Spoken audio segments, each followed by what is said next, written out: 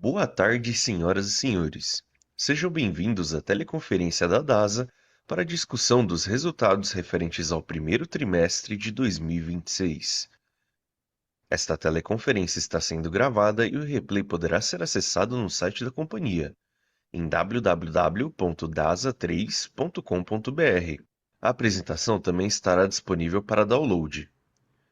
Informamos que todos os participantes estarão apenas ouvindo a teleconferência durante a apresentação, e em seguida iniciaremos a sessão de perguntas e respostas, quando mais instruções serão fornecidas. Ressaltamos que as informações contidas nessa apresentação e eventuais declarações que possam ser feitas durante este evento, relativas às perspectivas de negócio, projeções e metas operacionais e financeiras da DASA, constituem sim crenças e premissas da administração da companhia, bem como informações atualmente disponíveis. Considerações futuras não são garantias de desempenho, elas envolvem riscos, incertezas e premissas, pois se referem a eventos futuros e, portanto, dependem de circunstâncias que podem ou não ocorrer. Investidores devem compreender que as condições econômicas gerais, condições do mercado e outros fatores operacionais podem afetar o desempenho futuro da DASA. Agora passo a palavra ao Sr. Rafael Lucchesi, que dará início à apresentação. Por favor, Sr. Lucchesi, pode prosseguir. Boa tarde a todos. Um prazer estar com vocês aqui novamente no nosso call de resultados. Estou reunido com Rafael Bossolani, nosso CFO e diretor de Relações com Investidores, e o nosso time de RI. Vou começar com uma visão geral do primeiro trimestre, depois passarei a palavra para o Bossolani, que dará mais detalhes dos resultados financeiros. Iniciando aqui pelo slide 3. Encerramos o período com uma evolução consistente na qualidade dos nossos resultados. Crescimento forte de receita e volume, expansão de margens em mais um trimestre consecutivo. Reflexo da maturação das iniciativas estruturais implementadas ao longo de 2025 e a consolidação do novo posicionamento estratégico da companhia. Ao longo dos últimos 12 meses, passamos por uma transformação relevante, com simplificação organizacional, foco no core e disciplina na alocação de capital. Como resultado, iniciamos 2026 como uma companhia mais ágil, eficiente e com maior previsibilidade operacional e financeira, preparada para seguir crescendo com rentabilidade. Esse novo patamar se reflete claramente nos resultados do trimestre, reforçando a trajetória positiva do negócio.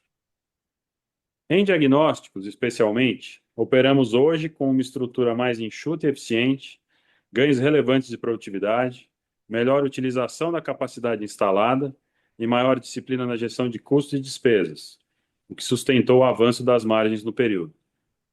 A geração de caixa e o fortalecimento da estrutura de capital seguem como prioridades estratégicas. Avançamos na geração de caixa livre, sustentando a redução da alavancagem e reforçando a robustez financeira da companhia. Por fim, destacamos o nosso posicionamento competitivo e a nossa escala. Hoje a DASA é uma plataforma nacional com marcas líderes em diagnósticos em várias regiões do país, elevada capilaridade tanto em unidades de atendimento como em núcleos técnicos operacionais e capacidade instalada que permite crescimento adicional sem necessidade de expansão proporcional de capital, sustentando um novo ciclo de crescimento mais eficiente, com ganho de participação de mercado, expansão de margens e geração sustentável de valor. Para 2026, mantemos uma agenda disciplinar de execução, com foco no nosso core, no controle rigoroso de custos e despesas e no avanço da agenda de digitalização e aplicação de inteligência artificial, buscando avançarmos ainda mais na experiência dos nossos usuários e, ao mesmo tempo, sermos mais eficientes. Agora, indo para o slide 4, vocês devem ter visto que nesse trimestre incluímos na comparação com o primeiro. Seguindo aqui, a gente teve um probleminha técnico, voltando aqui. Então, destaques do slide 4.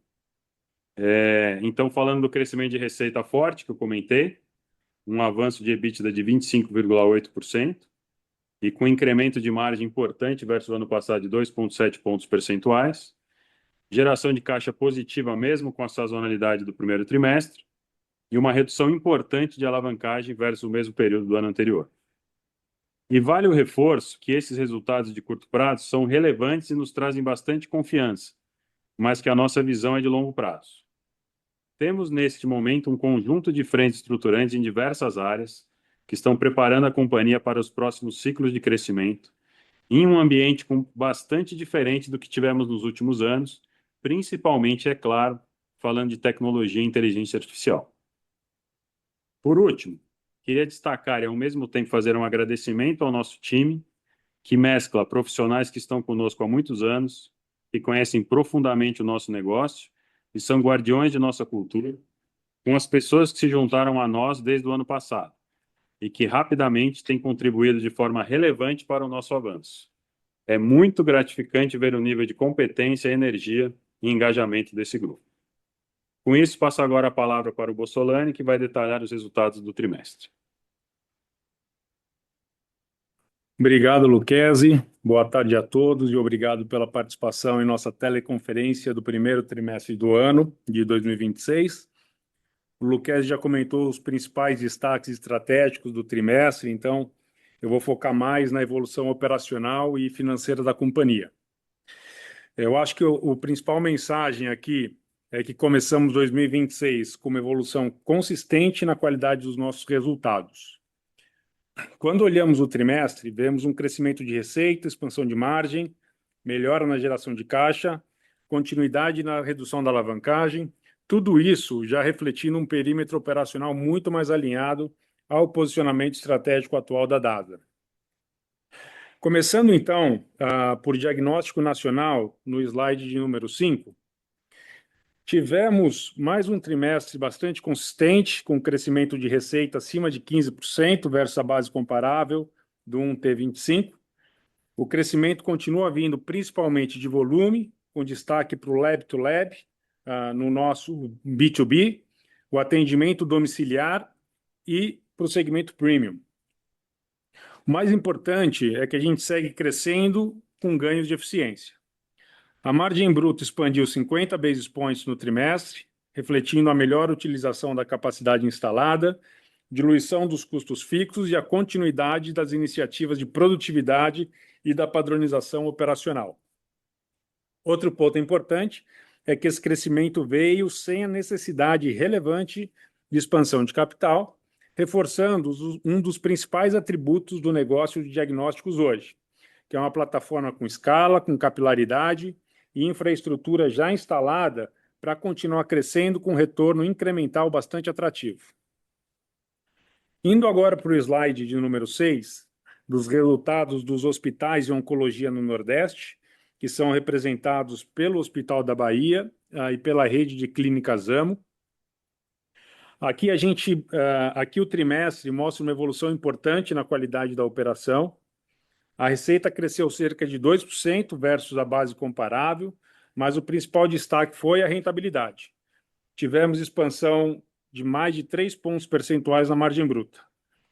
Essa evolução reflete melhora no mix de procedimentos, redução dos custos dos serviços prestados e a otimização da estrutura operacional, especialmente na gestão de dos leitos ativos, onde seguimos avançando na melhor ocupação e na eficiência operacional hospitalar. Então, mais do que acelerar o crescimento a qualquer custo, o foco aqui continua sendo crescimento com disciplina e melhora de retorno. E acho que esse trimestre reforça justamente isso, uma operação mais eficiente, mais equilibrada e com melhor perfil de rentabilidade. Passando agora para os resultados de Rede Américas, no slide número 7. Antes de entrar nos números, vale só um esclarecimento sobre a comparabilidade. Como Rede Américas foi constituída a partir do segundo trimestre do ano passado, optamos por não apresentar comparação com o mesmo período do ano anterior, uma vez que os demonstrativos atuais refletem a consolidação de operações distintas dentro da joint venture, o que poderia gerar algumas distorções importantes aí na análise do negócio. Então, dito isso, ao longo do trimestre, Rede Américas avançou em uma agenda relevante de iniciativas operacionais e financeiras voltadas ao aumento de eficiência, captura de sinergias e a melhoria na geração de caixa. As iniciativas de eficiência, elas estão concentradas principalmente na captura de sinergias em compras e na otimização das estruturas, contribuindo para a evolução gradual da rentabilidade das operações. Adicionalmente, seguem em andamento iniciativas estruturantes para aprimoramento da jornada digital dos pacientes, além de ações voltadas à revisão de condições comerciais e à evolução de processos ligados ao ciclo da receita. Destaque-se nesse contexto um amplo programa de revisão de processos e padronização de sistemas, contribuindo para a redução de glosas, melhoria operacional e gradual da redução do prazo médio de recebimento de Rede Américas. Então, a receita bruta totalizou 3,4 bilhões no período, sustentada pela continuidade da atividade hospitalar, melhora na gestão dos leitos e avanço na produção com maior participação de procedimentos de maior complexidade. Cabe destacar as frentes de eficiência na gestão de custos e serviços prestados e o avanço gradual das iniciativas de produtividade e captura de sinergias. Como consequência, o EBITDA atingiu 438 milhões de reais no período, com margem de 14,2%, enquanto o lucro líquido foi positivo em 38 milhões no trimestre, sendo que 50% desse resultado é refletido no resultado de DASA via equivalência patrimonial. Já na frente de caixa, a geração operacional foi bastante sólida, totalizando 495 milhões no trimestre, com fluxo de caixa livre de 459 milhões de reais após investimentos de 36 milhões. A dívida financeira líquida encerrou o período em 2,6 bilhões e a alavancagem financeira reduziu para 1,66 vezes o EBITDA LTM versus 2,08 vezes no quarto trimestre do ano passado. Então, de forma geral, o trimestre reforça o potencial de evolução gradual do negócio, da rentabilidade e da geração de caixa ao longo dos próximos ciclos. Passando agora para o slide de número 8, nas despesas. As despesas comerciais, gerais e administrativas, elas totalizaram 300 milhões de reais no primeiro trimestre de 26, que representou aí um crescimento de 5,8% versus o primeiro trimestre do ano passado, também em comparação com o escopo atual. Essa variação foi explicada principalmente pelo aumento das perdas por redução ao valor recuperável do contas a receber, que totalizaram 31 milhões de reais no trimestre versus 18 na base comparável, refletindo uma dinâmica mais pressionada na carteira de recebimento ao longo do trimestre. Mas, de forma geral, seguimos vendo uma dinâmica bastante controlada de despesas. Em relação à receita líquida, o SG&A apresentou uma redução de 1,2 pontos percentuais sobre a receita líquida, refletindo a maior diluição de custos e diluição operacional deste indicador.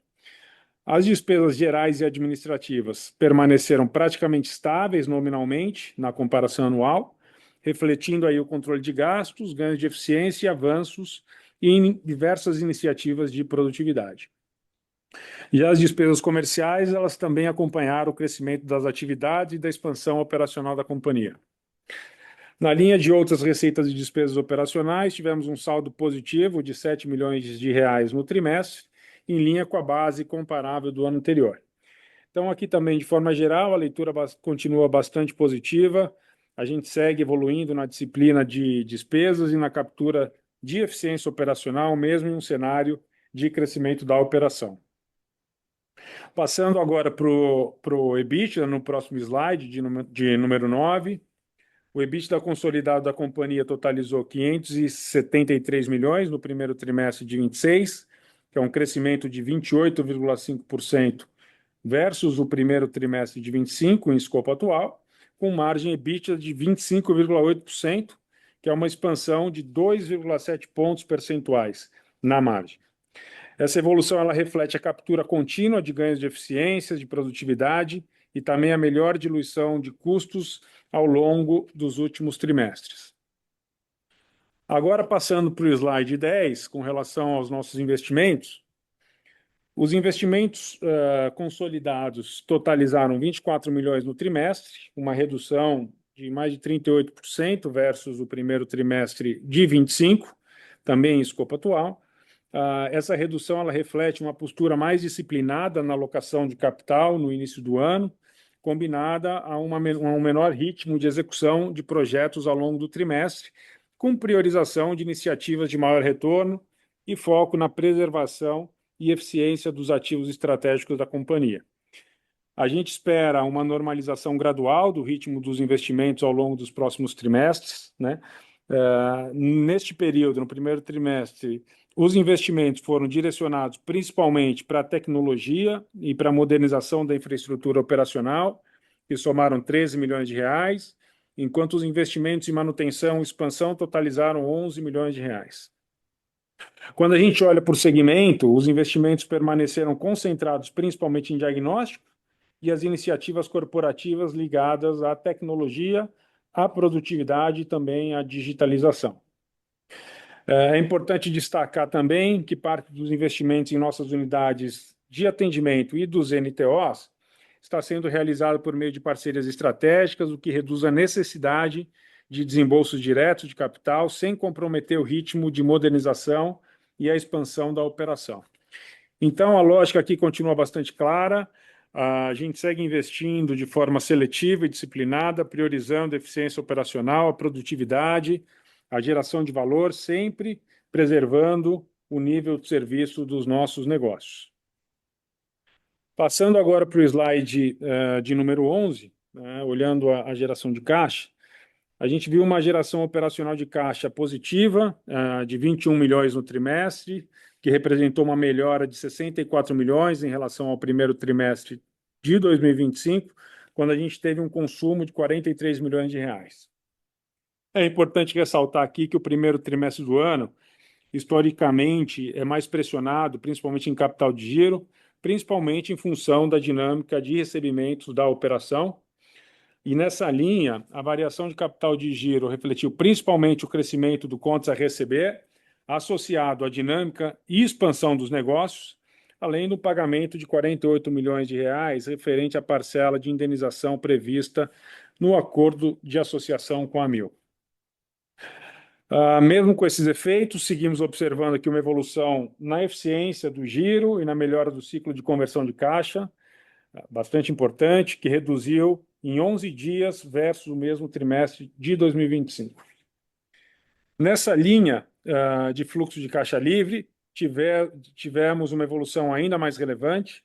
A gente sai de um consumo de 96 milhões de reais no primeiro trimestre de 25, para uma geração positiva de 5 milhões de reais no primeiro trimestre de 26, ou seja, uma melhora de 101 milhões de reais no período. Essa evolução ela reflete a recuperação da geração operacional combinada à menor execução de CAPEX, conforme eu já mencionei no slide anterior. Então, aqui também, de forma geral, o trimestre reforça a evolução da geração estrutural de caixa da DASA, que ela é sustentada por um modelo operacional hoje que é bastante mais leve, mais eficiente e menos intensivo em capital. Avançando para o slide de número 12, sobre a estrutura de capital da DASA, a dívida financeira bruta encerrou o trimestre em 7,2 bilhões de reais, com prazo médio de 3 anos e meio, um custo médio de CDI mais 2% ao ano.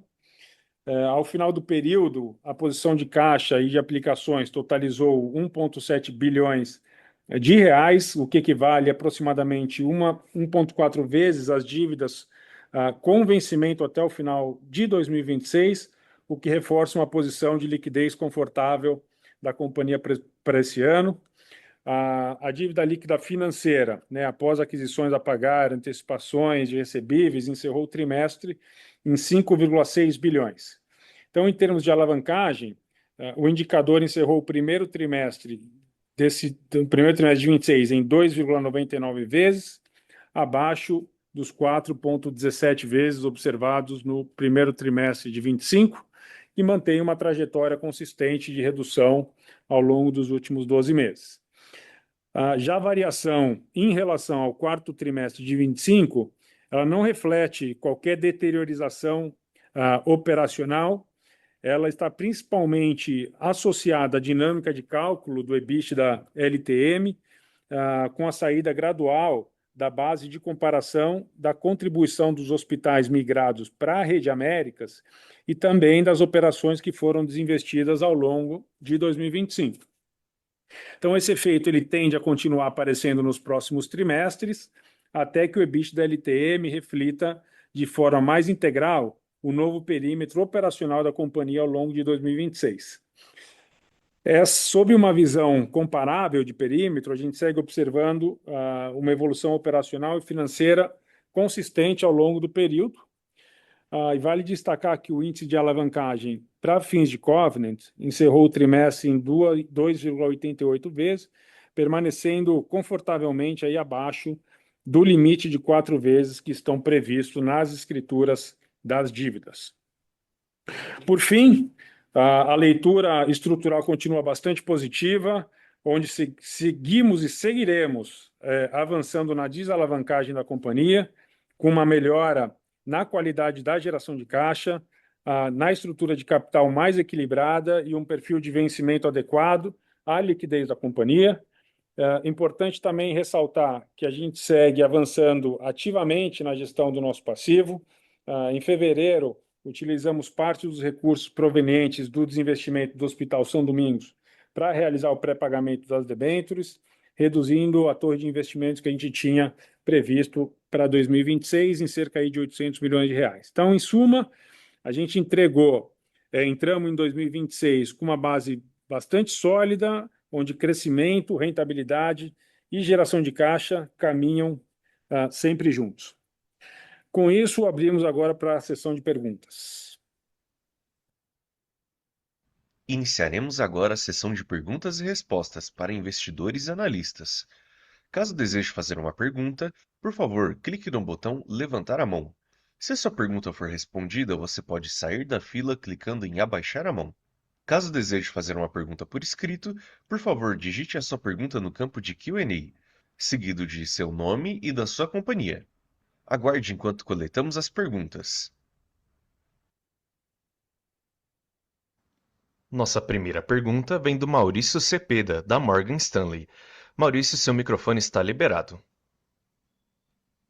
Oi, boa tarde, Lucchesi, Bossolani, obrigado pelo espaço.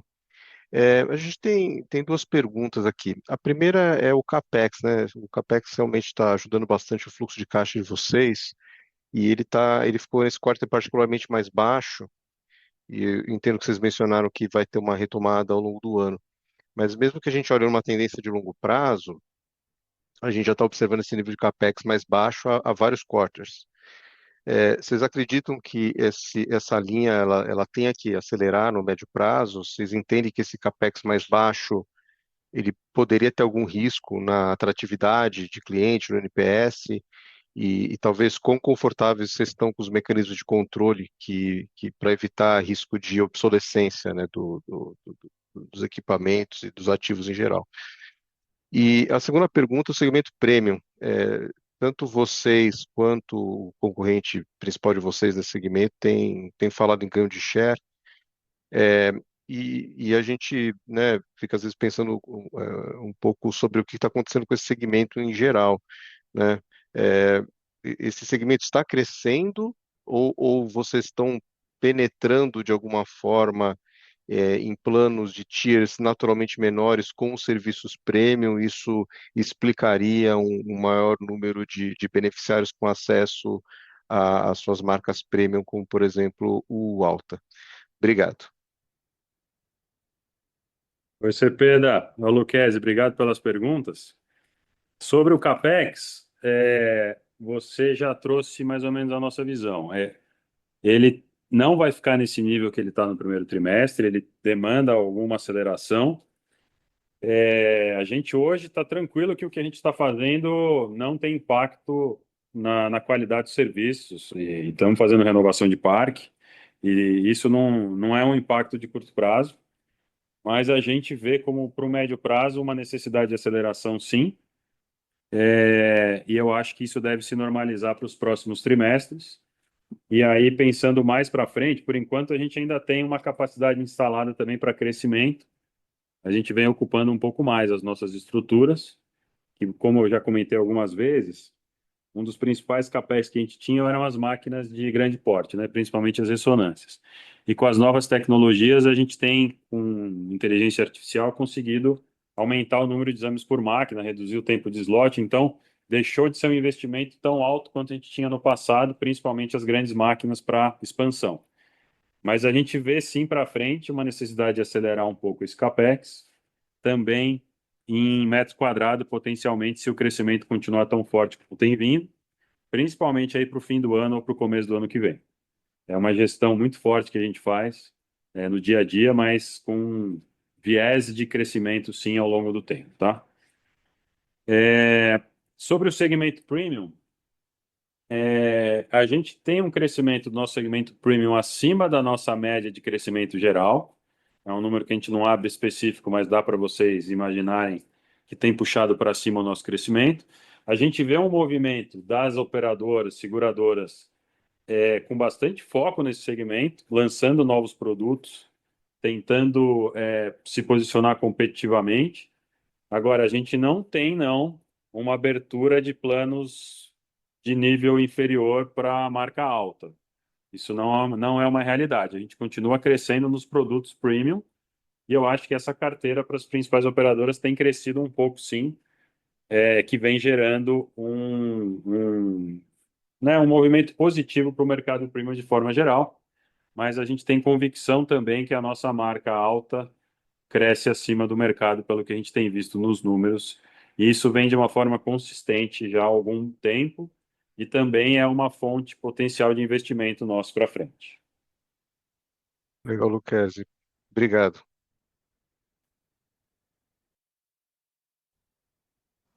Nossa próxima pergunta vem do Renan Prati, da Citi. Renan, seu microfone está liberado. Opa, bom dia, pessoal. Obrigado pelo espaço. Duas perguntinhas aqui rapidinho. Uma é no segmento de hospitais, ali especificamente na parte de oncologia. A gente vê que o quarto TRI ele veio bem forte o crescimento, esse TRI eu acho que teve até um decréscimo em bases comparáveis. Então, assim, queria entender um pouco essa dinâmica aí de oncologia dos segmentos de hospitais. E a segunda é sobre desinvestimento, né? Queria tentar pegar um pouco do update aí de como que vocês estão vendo aí o ambiente para possíveis desinvestimentos, seja de venda de ativos, eu não sei, sales leaseback ou o que puder passar para a gente. Obrigado, pessoal. Oi, Renan, o Luquez também, obrigado pelas perguntas. A oncologia do Nordeste, sim, teve uma redução no primeiro trimestre, tem alguns efeitos, tem algumas operações específicas que realmente perderam volume, tem também uma gestão de carteira de clientes buscando sempre mix de receita e ticket positivo também. Então, isso tudo somado, a gente teve um decréscimo, mas está na nossa gestão seguir para o ano com uma boa performance e principalmente com uma boa gestão de ticket, de mix e de carteira de pagadores. Acho que o positivo ali da operação é que, em questão de margem, a gente vem bem nas operações do Nordeste, preservando aí a rentabilidade e seguindo firme tanto em qualidade, que a gente tem uma percepção de qualidade de marca muito forte lá na Amo, como também de rentabilidade aqui durante o ano. Essa é a nossa prioridade. Na questão de desinvestimentos, não temos nenhum fato novo. A gente segue operando essas estruturas para o melhor ganho de performance possível. A gente tem marcas boas, estamos bem posicionados, temos boas conversas com pagadores também, com interesse ali de parcerias com a gente. Então, o nosso foco total neste momento é a questão operacional e o avanço dessas operações lá que a gente tem no Nordeste. Ficou super claro, Lucas. Obrigado. Nossa próxima pergunta vem do Flávio Yoshida, do Bank of America. Senhor Flávio, seu microfone está liberado. Olá, boa tarde, Luquez Bussolani. Obrigado aqui pela oportunidade de fazer pergunta. Tenho duas aqui do nosso lado. A primeira é com relação à unidade de diagnóstico, né? Então, acho que vocês comentam aqui que o crescimento forte aí foi puxado pelo B2B, pelo premium e pelo domiciliar, né? Então, Eu queria entender aqui quanto vocês ainda enxergam um espaço para crescimento por canal aqui, né? Então, se já está nesse nível, já chegou num nível mais recorrente, ou se ainda tem um upside por canal. Então, se no domiciliar vocês conseguem ampliar o atendimento pelo escopo geográfico, se no premium conseguem ganhar mais market share, tentar entender um pouco, e no B2B também, obviamente. E a minha segunda pergunta é com relação à frequência agora já no segundo tri, né? Então já passou praticamente metade do trimestre, do segundo tri. Só para a gente ter uma ideia aqui de como é que está sendo o tri em bases comparáveis aqui, talvez com o mesmo período do ano anterior, o que que vocês estão vendo de utilização em diagnóstico, em hospitais? Acho que seria legal a gente ter essa sensibilidade. Obrigado. Oi, Flávio, Lucchesi, obrigado pelas perguntas também. Falar um pouco de crescimento de diagnósticos. A gente, obviamente, que o nosso crescimento foi puxado, quer dizer, a média, né, foi puxada para cima por essas três frentes de domiciliar, premium e B2B. Falando um pouco de cada um.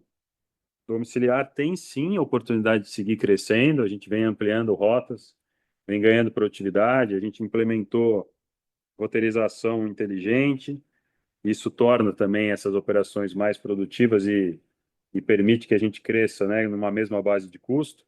Tem ainda marcas que têm potencial de expansão de rotas, então a gente segue com boas perspectivas e também é uma, talvez, característica um pouco do consumidor que experimenta esse serviço, ele tem uma recorrência importante, portanto é uma das avenidas de crescimento, sim, e como você sabe, com baixo capex também, né? Então é bastante positivo para a gente essa expansão. O Premium, ele, como eu falei já, ele vem há muitos trimestres puxando o nosso crescimento para cima. A gente vê, sim, ainda a possibilidade de crescimento. Ele cresce tanto em unidades quanto em domiciliar. Mas, ao mesmo tempo, nós já estamos programando alguma expansão de serviços em unidades existentes, principalmente usando o mesmo metro quadrado, mas também avaliando, acho que eu falei no call passado, potencialmente algumas unidades para o ano que vem, para a gente seguir com capacidade de captura de receita num ritmo acima do mercado, como a gente tem conquistado. E o B2B, falando principalmente do apoio, né, do Lab to Lab, é uma frente que nós, alguns anos atrás, estávamos menos focados com todas as iniciativas que a gente tinha na companhia, e agora, com a volta aqui para o core de diagnósticos, nós voltamos a entender melhor esse negócio, a aprofundar, a reestruturar o time comercial, colocar mais foco, e nós vimos que nós temos, sim, um potencial muito forte, até pela malha produtiva que a gente tem de núcleos técnicos pelo Brasil. Estamos fazendo uma revisão da nossa logística. Como a gente já falou, implementando novos equipamentos de produção de análises clínicas também em diversos núcleos técnicos pelo Brasil, que vai trazer mais capacidade, mais produtividade. E aí, somando todos esses fatores, é um negócio que a gente vê ainda bastante oportunidade de crescimento. Nesse negócio específico, nós temos um market share menor que os concorrentes e com boa oportunidade de ganhar mercado, e é um mercado que também cresce bem porque aumenta a terceirização dos laboratórios menores pelo Brasil, a taxa de terceirização aumenta, então você tem um duplo componente, né, do crescimento do mercado multiplicado pelo aumento da terceirização. Somando tudo isso, são boas frentes, mas aí também, Flávio, vale dizer que elas puxam a nossa média para cima, mas o nosso crescimento em geral das marcas e dos outros negócios também foi alto, senão a gente não chegaria nos 15%. Então, tem outras iniciativas nas outras marcas, como frentes comerciais, como particular, como utilização dos equipamentos que eu já falei, utilização melhor do metro quadrado, atração de novos médicos. Então, tem uma outra série de iniciativas, marketing de performance, né, CRM, tem uma outra série de iniciativas que também puxaram o nosso crescimento para cima, nas marcas em geral e nos outros negócios, para a gente conseguir ter um crescimento total no nível que a gente teve. Olhando para frente, as nossas iniciativas continuam, a gente tem bastante coisa para vir. A frequência do segundo trimestre ele tem um calendário um pouco pior do que o primeiro, versus o ano anterior, então tem mais feriado, tem mais ponte, no meio de junho também tem Copa do Mundo, então a gente ainda não tem uma visão clara, a gente vem com boa frequência, mas o trimestre, acho que o que eu posso dizer agora é que a gente já espera um calendário um pouquinho pior em relação ao segundo trimestre do ano passado do que a gente teve nesse primeiro trimestre versus o ano anterior. Vamos ver como é que caminha agora as próximas semanas, ainda com viés positivo, mas com esse impacto de calendário. Bom, Tá ótimo, super obrigado. A sessão de perguntas e respostas está encerrada. Gostaríamos de passar a palavra ao Sr. Lucchesi, que fará as considerações finais da companhia. bom, agradecemos mais uma vez a participação de todos, o interesse aqui no nosso trabalho, na evolução da companhia, nos números que a gente tem conseguido. A gente, alguns trimestres atrás, tem falado muito de consistência de execução, consistência de um time dedicado, de atração de novos talentos para as posições que a gente precisava, de um ambiente de trabalho muito positivo, com visão de longo prazo, como eu falei, mas que a gente sabe que os resultados de curto prazo são viabilizadores do longo prazo, então tem aqui um foco bastante também no ano de 2026. A gente aprende todo dia, a gente tem visto que é possível crescer com menos capex, mas nunca abrindo mão do nível de serviço. A gente acredita também que essa união de crescimento, mais com tecnologia e com as novas frentes de inteligência artificial, vão permitir que a gente cresça com bastante produtividade e rentabilidade. Tem muita coisa na esteira, a gente até tem falado pouco, a gente vai trazer mais detalhes nos próximos tris. A gente tem uma esteira de aplicação de inovação e de inteligência artificial muito forte aqui dentro, em várias dimensões.